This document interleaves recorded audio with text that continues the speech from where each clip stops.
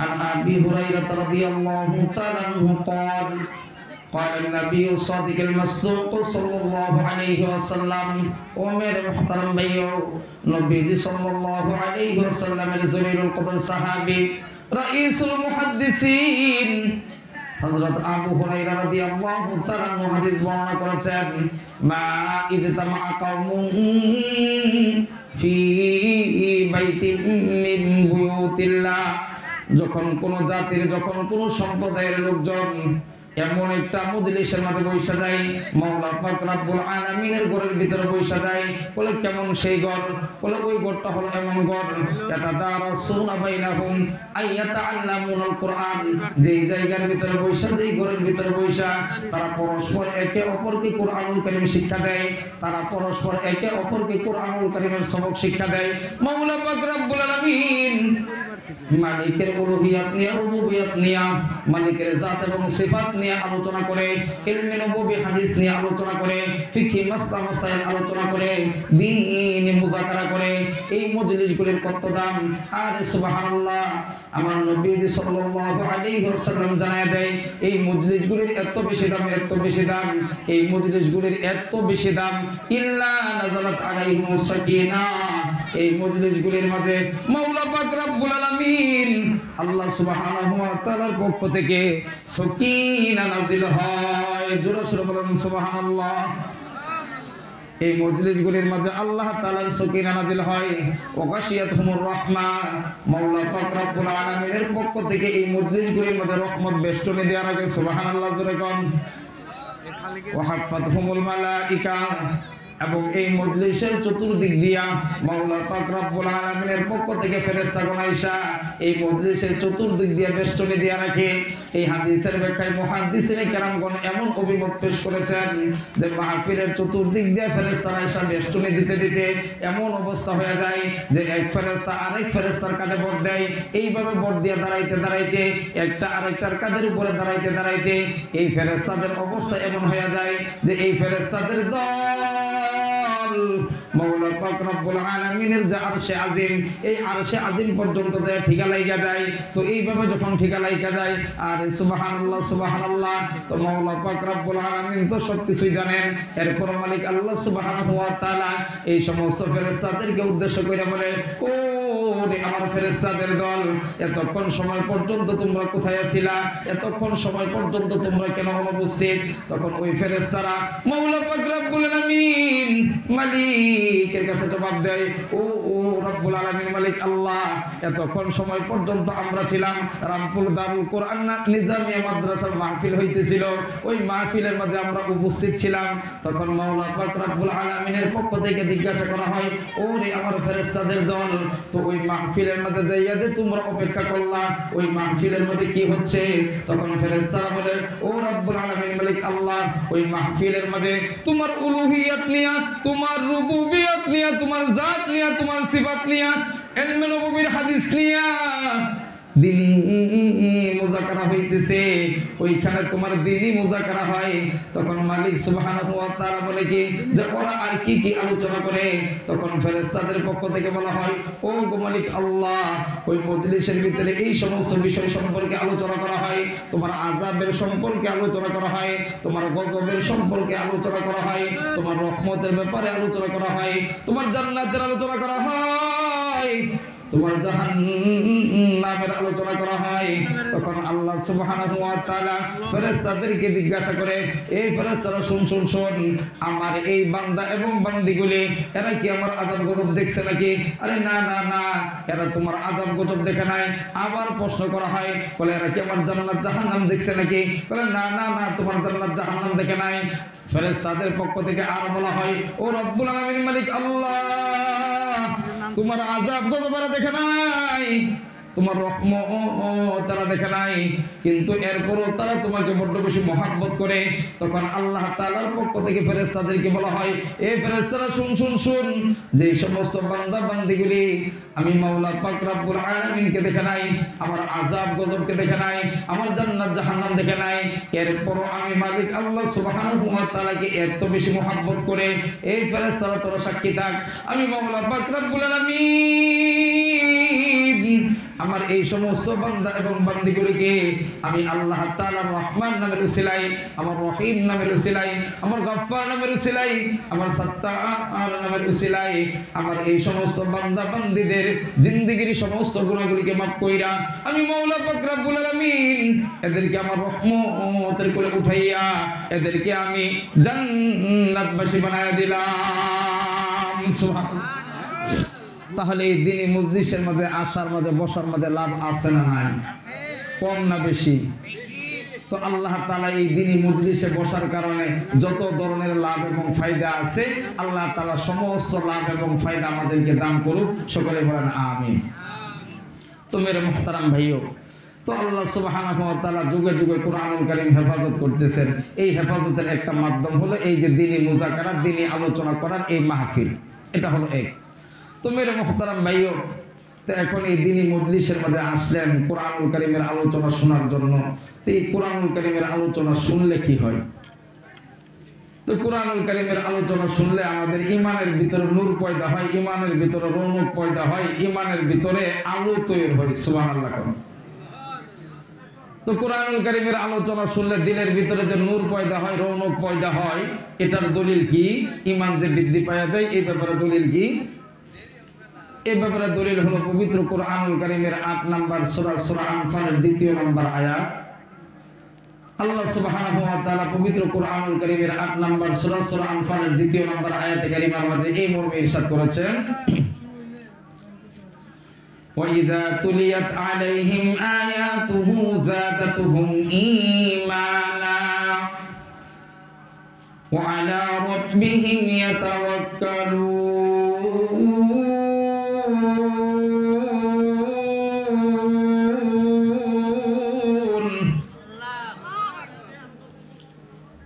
আল্লাহ সুবহানাহু ওয়া তাআলা এই মর্মে ইরশাদ করেছেন, وَإِذَا تُلِيَتْ عَلَيْهِمْ آيَاتُهُ زَادَتْهُمْ إِيمَانًا। যখন আমার ঈমানদার মুমিন বান্দা বান্দীদের সামনে আমি মাওলা পাক রব্বুল আলামিন, আমি মালিকের কালাম তেলাওয়াত করা হয়, আমি মালিকের আয়াত এবং নিদর্শনাবলী তেলাওয়াত করা হয়, আমি মালিকের নিদর্শনাবলী সম্পর্কে আলোচনা করা হয়, তখন আমার ঈমানদার মুমিন বান্দা বান্দীদের ঈমান আরো বাড়িয়া যায়। সুবহানাল্লাহ। ঈমানের ভিতরে নূর পয়দা হয়ে যায়, ঈমানের ভিতরে রৌনক পয়দা হয়ে যায়। এই জন্যই তো দেখবেন আল্লাহু আকবার, আল্লাহু আকবার। আর একটা হাদিস মনে পড়ে গেল, আপনাদের সামনে উপস্থাপন করি। নবীজি সাল্লাল্লাহু আলাইহি ওয়াসাল্লাম যখন সাহাবায়ে কেরাম রাদিয়াল্লাহু তাআলা আনহুম আজমাইনদের সামনে দ্বীনি মুযাকারা করত, তখন সাহাবীদের ভিতরে দিলের ভিতরে ঈমানের অবস্থা, ঈমানের পাওয়ার অনেক বেশি বাইরে যেত, কিন্তু যখন বাড়িতে চলে যেত তখনই আবার ঈমানটা নিস্তেজ হয়ে আসতে থাকতো। তো এই জন্য সাহাবায়ে কেরাম রাদিয়াল্লাহু তাআলা আনহুম আজমাইন নবীজি সাল্লাল্লাহু আলাইহি ওয়াসাল্লামের কাছে এসে বলে, ইয়া রাসূলুল্লাহ, ইয়া হাবিবাল্লাহ, নবীজি আপনার সামনে যখন থাকি তখন আমাদের ঈমানের ভিতরে কেমন যেন আলাদা একটা পাওয়ার মনে হয়, আবার দূরে চলে গেলে আমাদের পাওয়ারটা কেমন যেন নিস্তেজ হয়ে যায়। তখন নবীজি সাল্লাল্লাহু আলাইহি ওয়াসাল্লাম বলে কি, ও মেয়েরা শুনো শুনো শুনো, কোরআনের আলোচনার মাধ্যমে দ্বীনি মুযাকারার মাধ্যমে ঈমানদারদের ঈমানের পাওয়ার বাড়িয়া যায়। সুবহানাল্লাহ। তো মেরে মুহতারাম ভাইও, এখন আসুন এই যে দ্বীনি আলোচনার ভিতরে আসলাম, কুরআনুল কারীমের আলোচনা এবং গবেষণার মজলিসে আসলাম। এখন কুরআনুল কারীমের আলোচনা আমরা শুনতেছি, দ্বীনি আলোচনা আমরা শুনতেছি। দ্বীনি আলোচনা শুনলে আমাদের ঈমান বৃদ্ধি পায়। কি বৃদ্ধি পায়? ঈমান বৃদ্ধি পায়। তো এই দ্বীনি আলোচনা শোনার জন্য একটা আদব আছে, ওই আদবের সাথে যদি শোনা যায় তাহলে আল্লাহ সুবহানাহু ওয়া তাআলা এই কুরআনুল কারীমের মাধ্যমে আমাদের উপর রহম করবেন। সুবহানাল্লাহ বলেন।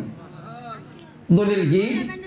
পবিত্র কুরআনুল কারীমের ৭ নম্বর সূরা, সূরা আরাফের ২০৪ নম্বর আয়াত। পবিত্র কুরআনুল কারীমের সূরা আরাফের ২০৪ নম্বর আয়াতে কারিমার মাঝে আল্লাহ সুবহানাহু ওয়া তাআলা ইরশাদ করেছেন, وَإِذَا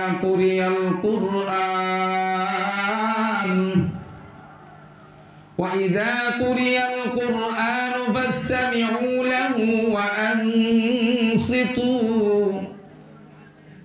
وَأَنصِتُوا لَعَلَّكُمْ تُرْحَمُونَ।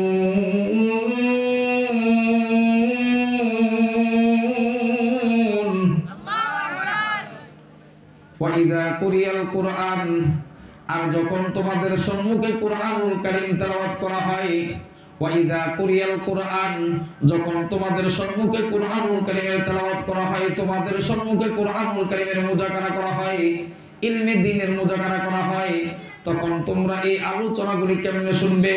ওয়া আনসিতু, তোমরা নীরব নিস্তব্ধ হয়ে দিলের কান লাগাইয়া, দিলের কানটা লাগাইয়া, হৃদয়ের কানটাকে লাগাইয়া মনোযোগী হইয়া তোমরা এই কুরআনুল কারীমের আলোচনা শুনবে। আর এইভাবে মনোযোগী হয়ে যদি কুরআনুল কারীমের আলোচনা শোনা যায়, কুরআনুল কারীমের আয়াতগুলির প্রতি যদি আমাদের দিল লাগানো যায়, তাহলে আশা করা যায় লাআল্লাকুম তুরহামুন, আশা করা যায় আল্লাহ সুবহানাহু ওয়া তাআলা আমাদের উপরে রহম নাজিল করবেন। সুবহানাল্লাহ। তাহলে কুরআনুল কারীমের আলোচনা শোনার জন্য এক নাম্বার শর্ত হলো দিলের কান লাগিয়ে নীরব নিস্তব্ধ হয়ে আদবের সাথে এই কুরআনুল কারীমের আলোচনা শোনা। আল্লাহ তাআলা সেই আদবের সাথে আমাদেরকে কুরআনুল কারীমের মুযাকারা এবং আলোচনা শোনার তৌফিক দান করুক। সকলে বলেন আমিন। তো মেরে মুহতারাম ভাইও, এখন আসুন এই কুরআনুল কারীমের মুযাকারার সময়, এই দ্বীনি মুযাকারার সময়, কুরআনুল কারীমের আলোচনা করার সময় সুরগুল করা, হট্টগোল করা, হইচই করা, এই স্বভাব কিন্তু ইমানদারদের স্বভাব না, এই স্বভাব হলো কাফেরদের স্বভাব। নাউজুবিল্লাহ বলেন। এই স্বভাব যে কাফেরদের স্বভাব, দলিল কি? আসুন সরাসরি কুরআনুল কারীম থেকে আয়াত আমরা শুনি। وقال الذين كفروا لا تسمعوا لهذا القرآن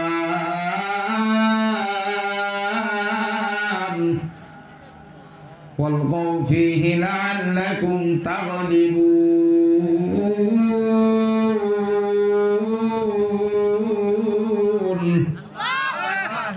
وقال الذين كفروا, আর কাফেররা পরস্পর একে অপরকে এই মর্মে বলতো লা তাসমাউ লিহাদাল কুরআন, যে তোমরা এই কুরআনুল কারীম শুনো না, কুরআনুল কারীমের আলোচনা তোমরা শুনো না, বরং আব্দুল্লাহর বেটা মুহাম্মদ, সকলে জোরে সোরে পড়েন সাল্লাল্লাহু আলাইহি ওয়াসাল্লাম, সে যখন কুরআনুল কারীমের তেলাওয়াত করে, আমার নবীজি সাল্লাল্লাহু আলাইহি ওয়াসাল্লাম বাইতুল্লাহর ভিতরে বৈশা, মসজিদে নববীর চত্বরের ভিতরে বৈশা, কাবার চত্বরের ভিতরে বৈশা নবীজি সাল্লাল্লাহু আলাইহি ওয়াসাল্লাম যখন কুরআনুল কারীমের তেলাওয়াত করত, আল্লাহু আকবার আল্লাহু আকবার, আবু জাহেল, উতবা, শাইবা এবং অন্যান্য ইহুদি কাফেররা, তাদের সাঙ্গপাঙ্গরা সবাই মিলে জিলা করত কি আমার নবীজি সাল্লাল্লাহু আলাইহি ওয়াসাল্লাম যেন তেলাওয়াত না করতে পারে। আমার নবীজির তেলাওয়াতের সময় তারা সুরগুল হট্টগোল করত, তারা আওয়াজানি করত, চিৎকার চেঁচামেচি করত, যেন কুরআনুল কারীমের আলোচনা শোনা না যায়। তারা চেয়েছিল কুরআনুল কারীমের আলোচনাকে তারা নিভাইয়া দিবে, তারা চেয়েছিল কুরআনুল কারীমের আলোকে এই দুনিয়ার জমিনে প্রতিষ্ঠিত হতে দিবে না। কিন্তু আমার মালিক আল্লাহ সুবহানাহু ওয়া তাআলা বলে কি, ইরিদুনা আন ইউতফিউ নূরাল্লাহ, ইরিদুনা আন ইউতফিউ নূরাল্লাহি বিআফওয়াহিহিম ওয়া ইয়াবাল্লাহু ইল্লা আন ইউতিম্মা নূরাহু ওয়ালাউ কারিহাল কাফিরুন। তো কাফেররা চেয়েছিল কুরআনুল কারীমের আলো যেন, কুরআনুল কারীমের বাতি যেন দুনিয়ার জমিনে প্রজ্বলিত না হয়, এজন্য তারা কুরআনুল কারীমের আলোচনা বন্ধ করে দেওয়ার জন্য নবীজির তেলাওয়াতের সময় দিয়ে সুরগুল করতো, হট্টগোল করতো, তেলাওয়াত যেন নবীজি করতে না পারে, এজন্য তারা অন্যান্য লোকদেরকে পর্যন্ত লাগাই দিত, আরে যা যা যা ওই তেলাওয়াতের সময় তারা সুরগুল করবি, হট্টগোল করবি, এইভাবে করে কোরআনের তেলাওয়াতের ভিতরে তারা বিঘ্ন ঘটাইবে। ও মেরে মুহতারাম ভাইও, কিন্তু আল্লাহ পাক রব্বুল আলামিন বলে কি, আরে তোরা এই কুরআনুল কারীমের আলো নিভাইতে, আরে না না না, তোরা এই কুরআনুল কারীমের আলোকে নিভাইতে পারবি না, ইল্লা আইয়ুতিম্মা নূরাহু, বরং আমার মাওলা পাক রব্বুল আলামিন এই কুরআনুল কারীমের নূর, এই কুরআনুল কারীমের আলো আল্লাহ তাআলা যুগে যুগে জ্বালিয়েছেন এবং আল্লাহ তাআলা যুগে যুগে জ্বালাবেন ইনশাআল্লাহ। আমার মুহতারাম ভাইও, কথাটা কেউ বেয়াদবি ভাবে নেবেন না, সমাজের বাস্তবতার দিকে এখনো পর্যন্ত লক্ষ্য করে দেখবেন। হ্যাঁ, এক শ্রেণীর মানুষ এখনো পর্যন্ত এমন পাওয়া যায় যারা পান থেকে চুন খসার সাথে সাথে মসজিদ বন্ধ করার জন্য, মাদ্রাসা বন্ধ করার জন্য, দ্বীনি মারকাজগুলিকে বন্ধ করার জন্য, দ্বীনি ইদারাগুলিকে বন্ধ করার জন্য তালা নিয়ে দৌড়ায় যায়। কথা বলেন ঠিক কি ঠিক না? এখনো পর্যন্ত কিন্তু ওই আবু জাহেল উতবা সাইবা এদের সাঙ্গপাঙ্গদের একটা রক্তের যে ছিটা ধারাবাহিকতা, এদের রক্তের যে একটা বৈশিষ্ট্য, এই বৈশিষ্ট্য এখনো পর্যন্ত কিছু কিছু নামধারী মুনাফিক মুসলমানদের শরীরেও আছে। কথা কোন ঠিক কিনা? এজন্য লক্ষ্য করে দেখবেন আমাদের এই দেশের মাঝে চুরি হয়, বাটপারি হয়, জিনা হয়, ব্যভিচার হয়, বড় বড় মন্ত্রণালয়গুলির মধ্যে থেকে হাজার হাজার লক্ষ লক্ষ কোটি কোটি টাকা চুরি হয়, লুটপাট হয়। আবার এই সমস্ত টাকা পয়সাগুলি দিয়া বিদেশের বাড়িতে যাইয়া তারা বাড়িঘর করে এমন ভাবে খাইতে থাকে, রাস্তাঘাট কলেজ কালভার্ট কোনো কিছু খাওয়ার বাকি রাখে না, সব কিছু খাইয়া ফেলায়।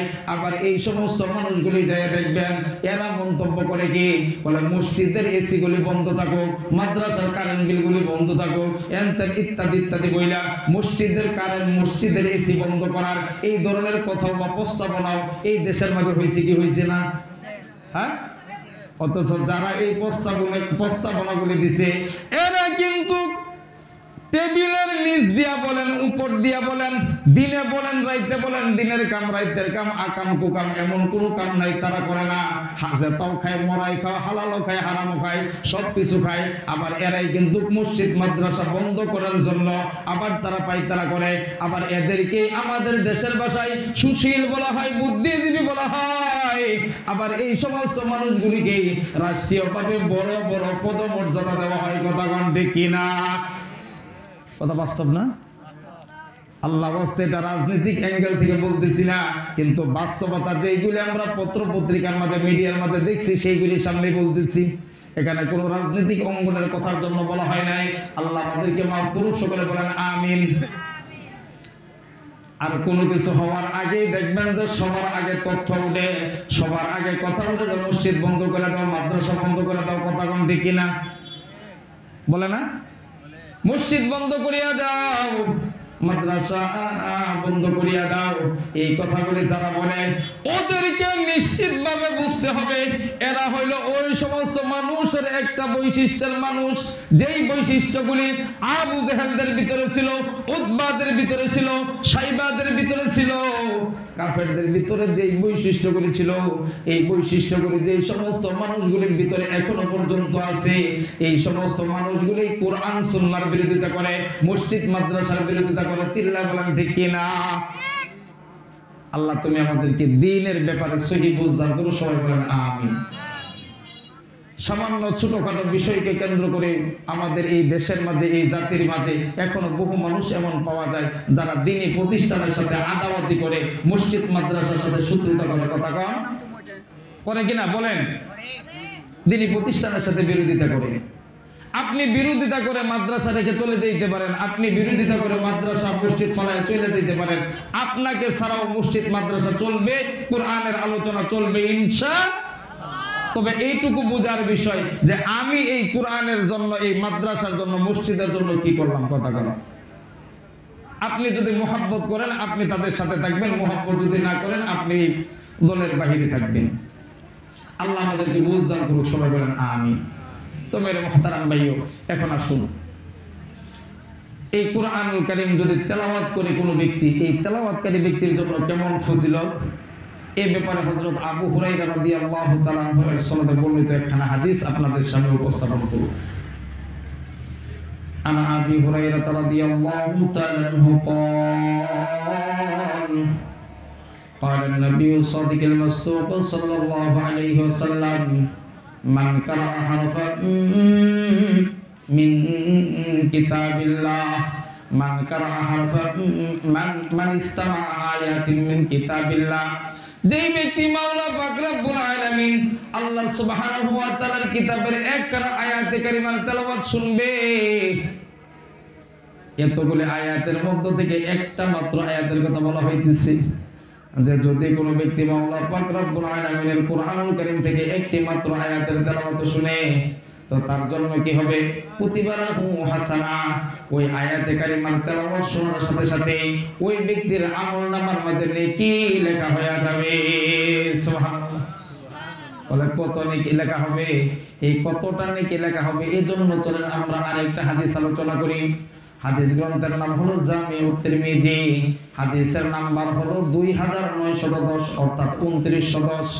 হাদিসের রাবি হলো হযরত আব্দুল্লাহ ইবনে মাসউদ রাদিয়াল্লাহু তাআলা আন আব্দুল্লাহ ইবনে মাসউদ রাদিয়াল্লাহু তাআলা আনহু قال قال النبي الصادق المصدوق صلى الله عليه وسلم হযরত আব্দুল্লাহ ইবনে মাসউদ রাদিয়াল্লাহু তাআলা বর্ণনা করেছেন নবীজি সাল্লাল্লাহু আলাইহি ওয়াসাল্লাম ইরশাদ করেছেন মান ক্বারা হারফান মিন কিতাবিল্লাহ, যে ব্যক্তি মালিক আল্লাহ সুবহানাহু ওয়া তাআলার কিতাব থেকে কুরআনুল কারীমের মধ্য থেকে যে ব্যক্তি একটা মাত্র হরফ পড়বে, কয়টা হরফ? কুরআনুল কারীম থেকে যে ব্যক্তি একটা মাত্র হরফ পাঠ করবে, ওই একটা হরফ পাঠ করার সাথে সাথে কুতিবা লাহু হাসানা, ওই ব্যক্তির জন্য হাসানা নেকি লেখা হয়ে যাবে। সুবহানাল্লাহ। বলে কতটা নেকি লেখা হবে? ওয়াল হাসানাতু বিআশরি আমসালিহা, একটা হরফ পাঠ করার সাথে সাথে ওই ব্যক্তির আমলনামার মাঝে সর্বনিম্ন 10টা নেকি লেখা হয়ে যাবে। সুবহানাল্লাহ। তাহলে এক হরফে কয় নেকি? আর জোরে কও, এক হরফে 10 নেকি। এরপর আমার নবী সাল্লাল্লাহু আলাইহি ওয়াসাল্লাম ইরশাদ করেছেন লা আকুলু আলিফ লাম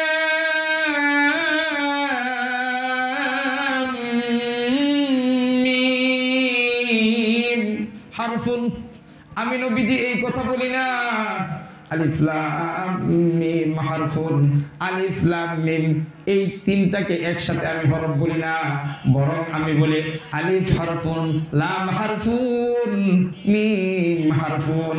বরং আমি নবীজি এই কথা বলে আলিফ হইতেছে একটা হরফ, মিম হইতেছে আরেকটা হরফ, লাম হইতেছে আরেকটা হরফ। সুতরাং কোন ব্যক্তি যদি আলিফ লাম মিম এই তিনটা হরফ পাঠ করে, এই তিনটা হরফ পাঠ করতে দেরি হবে, আমার নবীজির ঘোষণা ওই ব্যক্তির আমলনামার মাঝে সর্বনিম্ন 30টা নেকি লিখতে ভুল হবে না।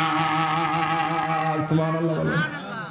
তাহলে এক একটা হরফ পাঠ করার সর্বনিম্ন নেকি কয়টি? আর আমার মালিক আল্লাহ সুবহানাহু ওয়া তাআলা যদি চায় এটাকে বেহিসাব বানাইয়াও আমার মাওলা পাক রব্বুল আলামিন তেলাওয়াতকারী ব্যক্তির জন্য নাজাতের উসিলা বানায়া দিবে। সুবহানাল্লাহ।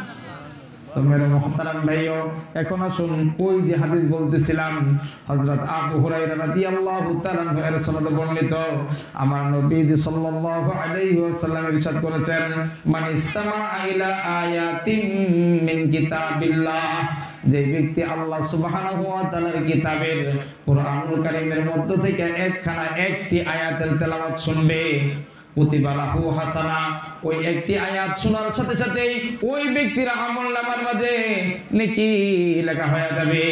ওমান তালাহা, আর যে ব্যক্তি এই আয়াতে কারিমা তেলাওয়াত করবে কানা লাহু নূরান ইয়াউমাল কিয়ামাহ, যে ব্যক্তি কুরআনুল কারীমের একটি মাত্র আয়াত তেলাওয়াত করবে, এই তেলাওয়াত কিন্তু আয়াতে কারিমা কাল হাসরের ময়দানে ওই ব্যক্তির জন্য নূর হয়ে যাইবে। সুবহানাল্লাহ। তাহলে যদি কোনো ব্যক্তি কুরআনুল কারীমের একটি আয়াত তেলাওয়াত করে, তার এই তেলাওয়াতকৃত একটি আয়াত কাল হাসরের ময়দানে তার জন্য কি হবে? সবাই বলি ভাই কি হবে? তেলাওয়াতকৃত আয়াতে কারিমাটি ওই ব্যক্তির জন্য নূর হবে। তার একটু জোরে সোরে কন্যা সুবহানাল্লাহ। তো মেরে মুহতারাম ভাইও, তো কাল হাসরের ময়দানে আমাদের জন্য অনেক নূর হোক, এটা আমরা চাই না? যদি এটা আমাদের চাওয়া হয় তাহলে আমাদের আমল কি? বেশি থেকে বেশি কুরআনুল কারীম তেলাওয়াত করতে হবে ইনশাআল্লাহ। তো এখন আসুন, অনেকে তো এই কথা হয়তো বলতে পারেন যে হুজুর আমরা যারা কুরআনুল কারীমের তেলাওয়াত করতে পারি না, তাহলে আমাদের জন্য কি কোনো আমাদের জন্য কি কোনো ঘোষণা নাই? আমরা কি কোনো কিছু করতে পারবো না? আরে সুবহানাল্লাহ।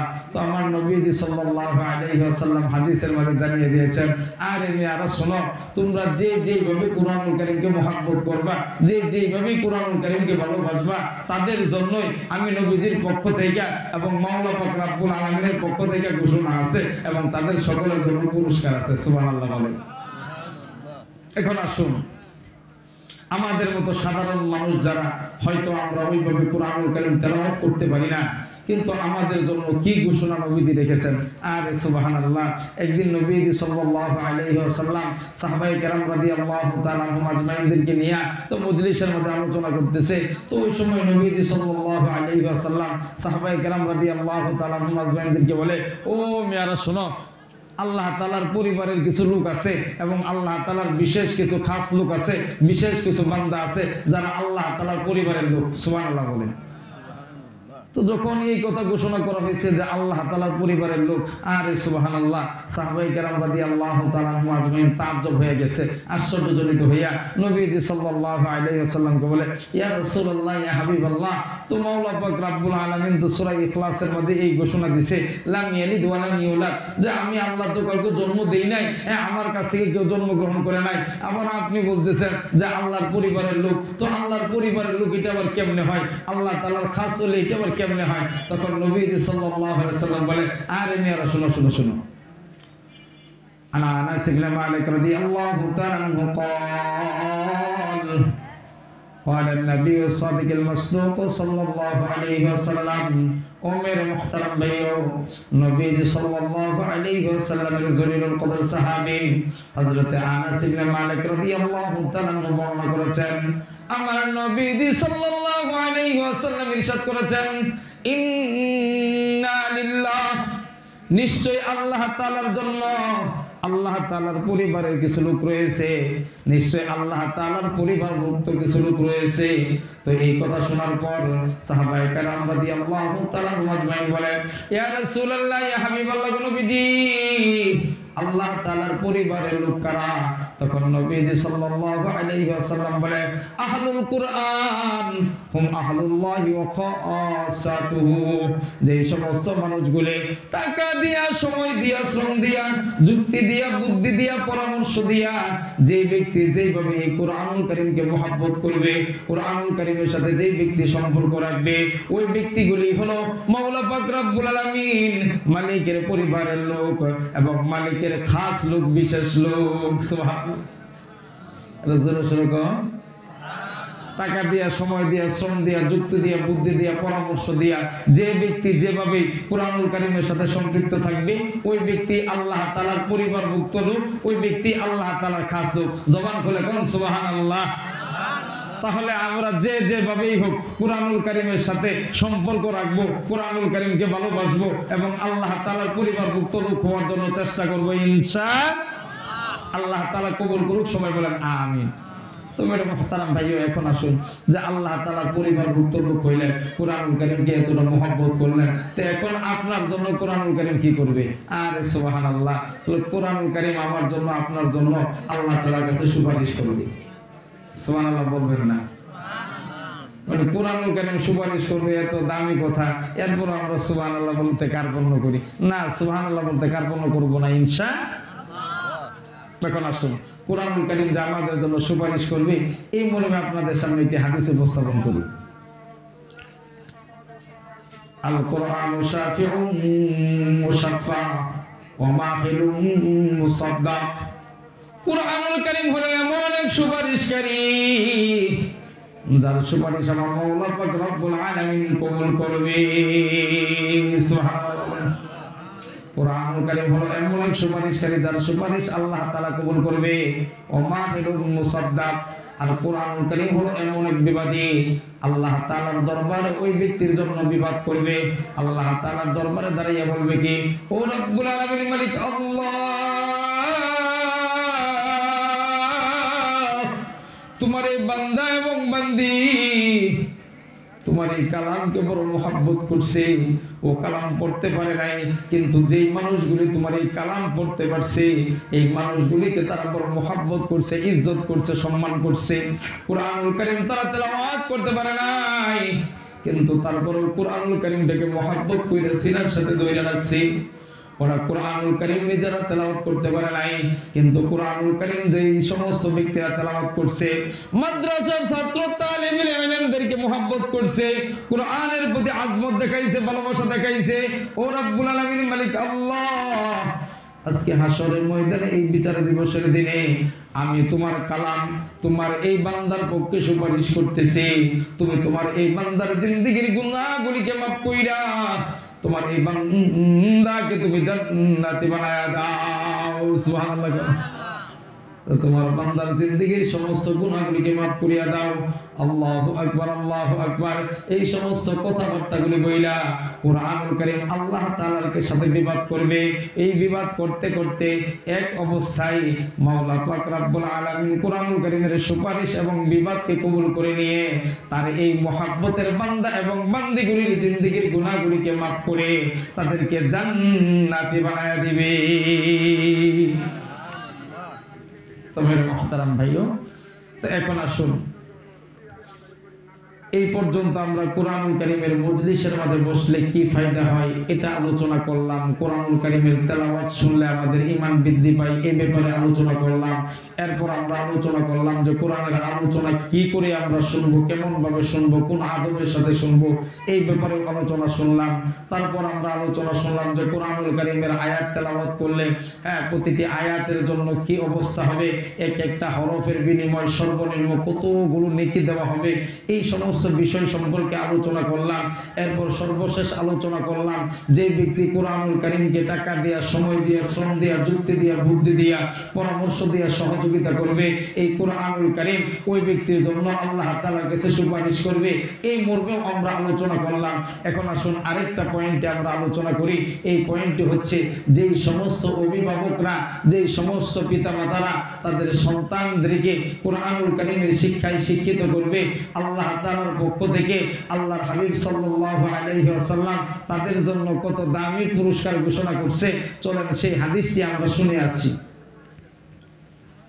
আনা আবি বুরাইদা আসলামি রাদিয়াল্লাহু তাআলা আনহু قال قال النبي الصادق المصدوق صلى الله عليه وسلم ومر محترم ভাইও, নবী সাল্লাল্লাহু আলাইহি ওয়াসাল্লামের জলিলুল কদর সাহাবী হযরত আবু বুরাইদা আসলামি রাদিয়াল্লাহু তাআলা আনহু হাদিস বর্ণনা করেছেন।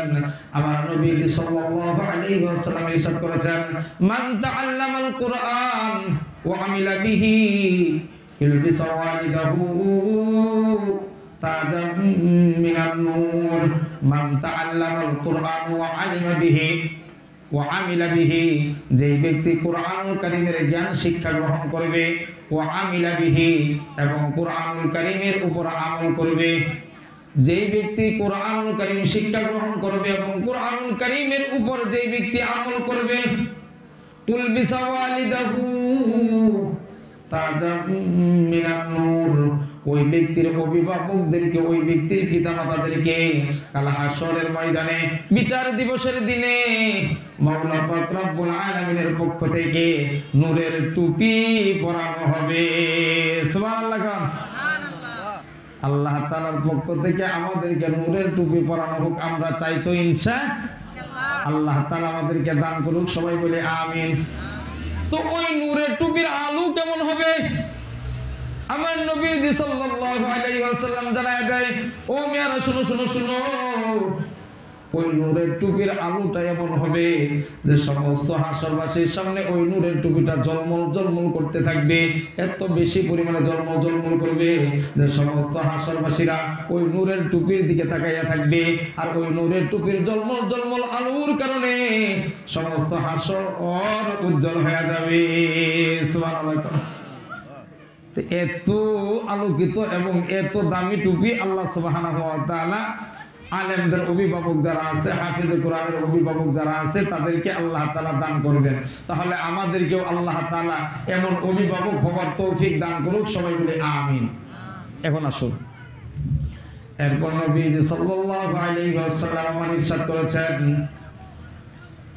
আলেম যারা হবে, হাফেজে কোরআন যারা হবে, অর্থাৎ যে সমস্ত ব্যক্তিরা কোরআনুল কারীম শিক্ষা গ্রহণ করেছে এবং কোরআনুল কারীমের উপর আমল করেছে, তাদের অভিভাবকদেরকে মাওলা পাক রব্বুল আলামিন আল্লাহ সুবহানাহু ওয়া তাআলার পক্ষ থেকে কাল হাসরের ময়দানে এমন এক জোড়া পোশাক দেওয়া হবে। এই পোশাক এত দামি, এত দামি, সমস্ত দুনিয়া যদি বিক্রি করা হয়ে যায় এত দামি পোশাক পাওয়া যাবে না, সমস্ত দুনিয়া বিক্রি করলে এত দামি পোশাক পাওয়া যাবে না। এর চাইতেও বেশি দামি পোশাক মাওলা পাক রব্বুল আলামিন কাল হাশরের ময়দানে তাদেরকে দান করবে। সুবহানাল্লাহ। তাহলে এরকম দামি পোশাক আল্লাহ তাআলা আমাদের জন্য কবুল করুক, সবাই বলি আমিন। ওই দিক দিয়ে যদি সময় সুযোগ নাও থাকে তাহলে অন্তত পক্ষে টাকা দিয়ে, সময় দিয়ে, শ্রম দিয়ে, যুক্তি দিয়ে, বুদ্ধি দিয়ে, পরামর্শ দিয়া যে যেভাবে থাকি সেইভাবেই কোরআনুল কারীমের সাথে থাকবো ইনশাআল্লাহ। এখন আসুন, তো যারা কষ্ট করে এই কোরআনুল কারীমের শিক্ষা গ্রহণ করবে, যারা কষ্ট করে এই কোরআনুল কারীমের পড়াশোনা করবে, হাদিস শিখবে, তাদের ফায়দা রাখি এই ব্যাপারে একটা হাদিস আলোচনা করব। ও মেরে মুহতারাম ভাইও, আমার নবী সাল্লাল্লাহু আলাইহি ওয়াসাল্লাম ইরশাদ করেছেন, মান সালাকা তরিকান ইয়াতলুবু ফীহি ইলমা, যে ব্যক্তি ইলম অন্বেষণ করে এমন রাস্তার মধ্যে বের হয়, আল্লাহ তাআলা ওই ব্যক্তির জন্য রাস্তা সহজ করে দেয়। সুবহানাল্লাহ। ইলম অন্বেষণকারী ব্যক্তির জন্য রাস্তা সহজ করে দেয় কে? একটু জোরে সোরে করে না কে? ইলম অন্বেষণকারী ব্যক্তির জন্য আল্লাহ সুবহানাহু ওয়া তাআলা রাস্তা সহজ করে দেয়। আর যে ব্যক্তি ইলম অন্বেষণ করার জন্য ঘর থেকে বের হয়, ওই ব্যক্তির কেমন মর্যাদা হয়? যে ব্যক্তি ইলম অন্বেষণ করার জন্য ঘর থেকে বের হয়, যতক্ষণ সময় পর্যন্ত ওই ব্যক্তি ঘরের ভিতরে ফিরে না যায়, ততক্ষণ সময় পর্যন্ত মাওলা পাক রব্বুল আলামিন আল্লাহ সুবহানাহু ওয়া তাআলার রাস্তায় থেকে জিহাদ করলে যে আমল হতো, যে নেকি হতো, আল্লাহ তাআলার রাস্তায় জিহাদ করলে যে নেকি হতো, একজন তালেবের ইলমের আমলনামার মাঝে এর চাইতেও বেশি নেকি দান করা হয়। সুবহানাল্লাহ। আমার মুহতারাম ভাইও, এরপর আমার নবীজি ইরশাদ করেছে, এই মেয়েরা শোনো শোনো শোনো, তালেবের ইলমদের কত মর্যাদা জানো নাকি? তালেবের ইলমদের মর্যাদা হলো গর্তের পিপিলিকা থেকে শুরু করে সমুদ্রের মাছ পর্যন্ত তালেবের ইলমদের মাগফিরাতের জন্য দোয়া করে। সুবহানাল্লাহ। কোন যেই রাস্তা দিয়ে তালেবের ইলমরা হাঁটিয়া যায়, ওই রাস্তার মাঝে মাওলা পাক রব্বুল আলামিনের পক্ষ থেকে ফেরেশতারা নূরের পর বিছায়া দেয়। সুবহানাল্লাহ। কোন নূরের পর, এটা কত দামি জিনিস, আল্লাহু আকবার। এরপর আমার নবী সাল্লাল্লাহু আলাইহি ওয়াসাল্লাম ইরশাদ করেছেন, ও মিয়ারা শোনো শোনো শোনো, একজন আলেমের মর্যাদা কত এটা জানো নাকি? 14 তারিখ পূর্ণিমার রাত্রি বেলায় আকাশের মাঝে হাজারো হাজারো তারকা থাকে। এই হাজারো হাজারো তারকাকে যেমন করে মানুষ দেখে না, বরং 14 তারিখে পূর্ণিমার রাত্রি বেলায় চাঁদের আলোর দিকেই মানুষ তাকিয়ে থাকে। 14 তারিখ পূর্ণিমার রাত্রিতে চাঁদের আলো যতটা মর্যাদাবান, যতটা সুন্দর, একজন উম্মতের মাঝে, সমস্ত উম্মতের মাঝে একজন আলেমের মর্যাদা হলো তত। হাজার হাজার লক্ষ লক্ষ কোটি কোটি তারকার মাঝে একটা চাঁদ যত দামি, উম্মতের হাজার হাজার মানুষের ভিতরে একজন আলেম এর চাইতেও বেশি দামি। সুবহানাল্লাহ। এটা আলেমদের মর্যাদা, তালেবের ইলমদের মর্যাদা। তো মেরে মুহতারাম ভাইও, তো একজন আলেমের মর্যাদা যদি এমন হয়, আর সুবহানাল্লাহ সুবহানাল্লাহ। এরপর আরেকটা হাদিস আপনাদেরকে শোনাই, যদি এই হাদিসের সনদের মধ্যে একটু দুর্বলতা। নবীজি সাল্লাল্লাহু আলাইহি ওয়াসাল্লাম আমার ইরশাদ করেছেন, যদি কোনো ব্যক্তি হাফেজে কোরআন হয়, এই হাফেজে কোরআন এমন 10 জন মানুষের জন্য সুপারিশ করতে পারবে যাদের জন্য জাহান্নামের ফয়সালা হয়ে যাইতেছে, অথবা যাদের জন্য জাহান্নামের ফয়সালা হয়ে গেছে, এমন 10 জন ব্যক্তির ব্যাপারে মাওলা পাক রব্বুল আলামিন আল্লাহ তাআলার দরবারে সুপারিশ করবে। এদের জন্য সুপারিশ কইরা ওই সমস্ত মানুষগুলিকে নিয়ে মাওলা পাক রব্বুল আলামিনের রহমতে এই হাফেজে কোরআন জান্নাতে প্রবেশ করবে। সুবহানাল্লাহ। তো মেরে মুহতারাম ভাইও, এই যে এই হাদিসের মধ্যে নবীজি সাল্লাল্লাহু আলাইহি ওয়াসাল্লাম তালিবুল ইলম, হ্যাঁ, এবং আলেমদের যে ফজিলত, আলেমদের যে মর্যাদা, এই সম্পর্কে ইরশাদ করেছেন। এখন আসুন একটা বিষয় সম্পর্কে আমি আলোচনা করব, ভেঙে ভেঙে কয়েকটা কথা বলবো। যদি আমার ভুল হয় আপনারা আমাকে শুধরে দিবেন। কথাগুলো মনোযোগ দিয়ে বোঝার জন্য চেষ্টা করব, এবং আমি আশাবাদী যদি এই কথাটা আপনারা বুঝেন বা আমি আপনাদেরকে বুঝাইতে পারি, আমাদের অনেক প্রশ্নের জবাব আইসা দিতে পারে এবং অনেক ভুল ভেঙে দিতে পারে ইনশাআল্লাহ। কথাটা কি? এই দেখেন আলেমদের মর্যাদার ব্যাপারে নবী সাল্লাল্লাহু আলাইহি ওয়াসাল্লাম হাদিসের মধ্যে ইরশাদ করেছেন, আল্লাহ সুবহানাহু ওয়া তাআলা পবিত্র কোরআনুল কারীমের মাঝে আলেমদের মর্যাদার ব্যাপারে ঘোষণা করেছেন। সবই ঠিক, কিন্তু কোন আলেম বেগুনাহ মাসুম, তার জীবনে গুনাহ নাই, তার জীবনে পাপ হবে না, গুনাহ করবে না, অন্যায় করবে না, এমন কোন রেফারেন্স আছে? কথা কোন আছে নাকি? এমন কোন রেফারেন্স নাই। আহলে সুন্নাত ওয়াল জামাতের আকীদা হলো আল্লাহ তাআলার পক্ষ থেকে নবী আলাইহিস সালাতু ওয়াস সালাম যারা ছিলেন ওনারা ছিলেন নিষ্পাপ, অর্থাৎ নবীদের কোনো গুনাহ নাই। তা সকলে একটু জোরে সোরে বলেন, ঈমানি প্রশ্ন, নবীদের কোনো গুনাহ আছে? নবীদের কোনো গুনাহ নাই। এরপর আসুন, আমাদের নবী সাল্লাল্লাহু আলাইহি ওয়াসাল্লাম ছিলেন শেষ নবী, ওনার পরে আর কোনো নবী নাই। তো আমাদের নবী সাল্লাল্লাহু আলাইহি ওয়াসাল্লামের সাথে যারা ছিল, কম্পিনিয়ন যারা ছিল, সাহাবী যারা ছিলেন, তো ওই সাহাবীদের ব্যাপারে আল্লাহ তাআলার পক্ষ থেকে ক্ষমার ঘোষণা আসছে, ওরা হচ্ছে মাগফুর। ওরা সাহাবীরা কি মাগফুর? বলেন, সাহাবীরা মাগফুর। আর নবী আলাইহিস সালাতু ওয়াস সালাম হলেন মাসুম, নিষ্পাপ। আর সাহাবীদের ব্যাপারে আল্লাহ তাআলা বলছেন রাদিয়াল্লাহু আনহুম ওয়া রাদওয়ান, অর্থাৎ আল্লাহ সুবহানাহু ওয়া তাআলা সাহাবীদের ব্যাপারে সন্তুষ্ট। সুবহানাল্লাহ বলেন। তো মেরে মুহতারাম ভাইও, নবী আলাইহিস সালাতু ওয়াস সালামদের পর সাহাবীরা মাগফুর। এদের পরে যত ধরনের আপনি তাবিঈ বলেন, তাবিঈ বলেন, সালফে সালিহিন বলেন, উলামায়ে মুতাকাদ্দিমিন, ওলামায়ে মুতাআখিরিন, আইম্মায়ে মুজতাহিদিন, যত বড় পীর, ওলি, গাউস, কুতুব ইত্যাদি ইত্যাদি যাই কিছু বলেন, কাউকে আল্লাহ সুবহানাহু ওয়া তাআলার পক্ষ থেকে বা নবীজির পক্ষ থেকে মাগফুর হিসাবে সনদ দেওয়া হয় নাই বা মাসুম হিসাবে সনদ দেওয়া হয় নাই। তার মানে আলেমদের ফজিলত যতই থাকুক, আলেমদের মর্যাদা যতই থাকুক, যত কিছুই বলা হোক, আলেমদের পক্ষ থেকেও গুনাহ হইতে পারে, আলেমদের পক্ষ থেকেও অন্যায় হইতে পারে, আলেমদের পক্ষ থেকেও যে কোনো সময় যে কোনো ধরনের ভুল ত্রুটি বিচ্যুতি হইতে পারে। এটা হওয়াটাই স্বাভাবিক, কারণ সে মানুষ, মানবিক ভুল ত্রুটি দুর্বলতার ঊর্ধ্বে না। এখন আসুন, সহজভাবে কথাটা বুঝবেন।